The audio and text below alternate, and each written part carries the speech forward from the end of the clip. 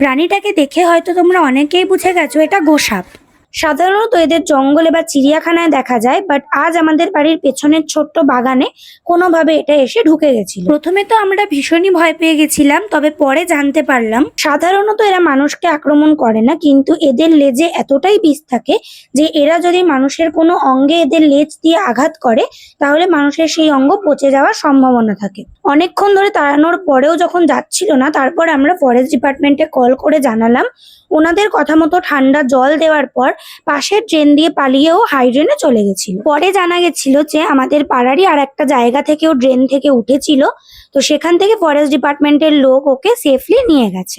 যাই হোক, তারপর আমরা গেছিলাম একটু বৌদির বাড়ি। কেমন লাগলো তোমাদের আজকের ভিডিওটা অবশ্যই তোমরা কমেন্ট করে জানিও। আর যদি তোমরা গোসাপের ব্যাপারে আরো কিছু জানো তো অবশ্যই আমাকে কমেন্ট বক্সে জানিও। বাই।